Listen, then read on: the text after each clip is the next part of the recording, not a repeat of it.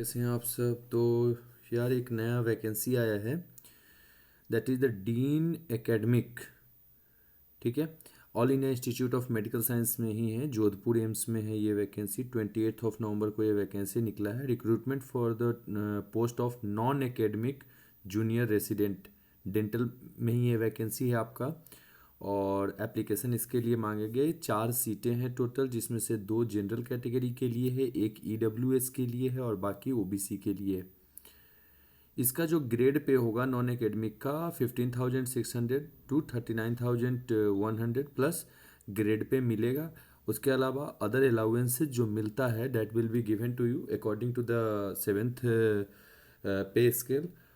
और यही सब है टोटल। आपको मैं बता दूं, आपको 28 नवंबर जो जो इम्पोर्टेंट डेट्स है वो याद रखिए। 28 नवंबर को ये फॉर्म शुरू हो रहा है और लास्ट डेट इसका है 27 दिसंबर।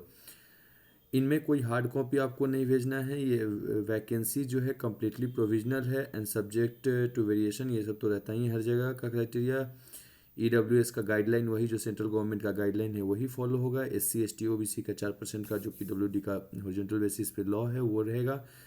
इसके लिए आपका क्या क्या चीज़ इंपॉर्टेंट है, एलिजिबिलिटी क्राइटेरिया ये है कि नॉन एकेडमिक रेसिडेंट डेंटल के लिए जो है BDS from the DCI recognized institute और अपना 1 ईयर का इंटर्नशिप कंप्लीट हो जाना चाहिए।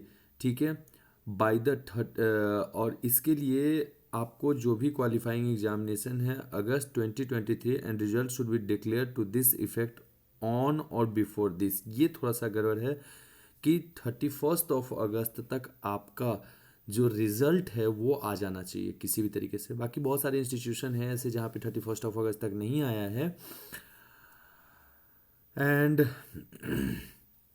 जो भी गवर्नमेंट इंस्टीट्यूशन में है उनको कोई एनओसी देना पड़ेगा कि भाई from the employer at the time of interview कि भाई आपको कोई इशू नहीं है इन सब चीज़ों से। ठीक है, अपर एज लिमिट इसमें है 30 ईयर होना चाहिए आपका। अपर एज लिमिट इसमें 30 ईयर लगाया गया है। बाकी अदर अदर कैटेगरीज के लिए अलग अलग है। 27 दिसंबर जब आप अप्लाई ये इंटरव्यू के लिए जाओगे तो वहाँ पे आपको होना चाहिए। इसका फॉर्म का कैटेगरी है 1000 for the UR and DWS and SC ST वाले 800 रुपीज़ में करा सकते हैं। ठीक है, बाकी सारे वही क्राइटेरिया हैं। आप वेबसाइट पे एम्स जोधपुर के वेबसाइट पे आप देख सकते हो, मैं आपको लिंक में इसका दे दूंगा। सिलेक्शन प्रोसीजर वही होगा, रिटन एग्जामिनेशन होगा। ठीक है, और दूसरा ये होगा कि भाई एक इंटरव्यू होगा। ठीक है, हर एक सीट के लिए 6 कैंडिडेट को बुलाया जाएगा। ठीक है, तो याद रखिएगा इस चीज़ के लिए।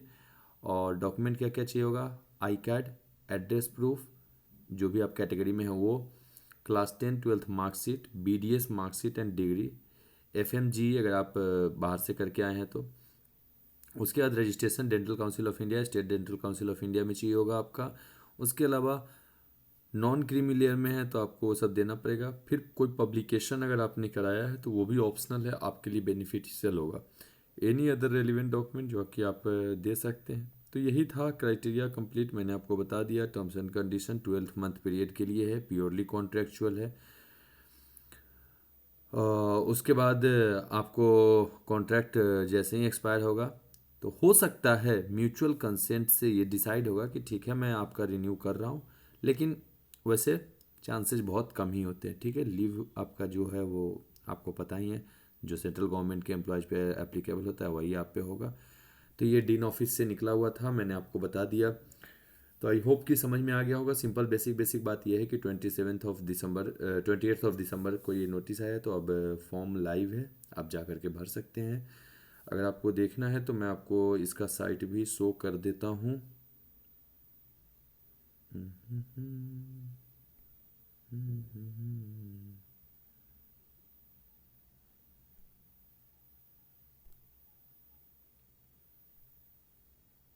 Wait, so you can see that this is the AIIMS site जहाँ पर मैं आपको ये शो कर रहा हूँ। आप देखिए एम्स के साइट पे जैसे ही आप जाएंगे तो आप जैसे डालेंगे एम्स जोधपुर एजुकेशन रेसिडेंट, और वहाँ पे आपको सबसे पहला जो है ये आपको मिल जाएगा कि सबसे पहला ही वैकेंसी उसी चीज़ के लिए है। तो आप थोड़ा सा ध्यान से रहें, इस पर थोड़ा सा ध्यान से देखते रहेंगे। ठीक है, डन, कोई डाउट यहाँ तक में?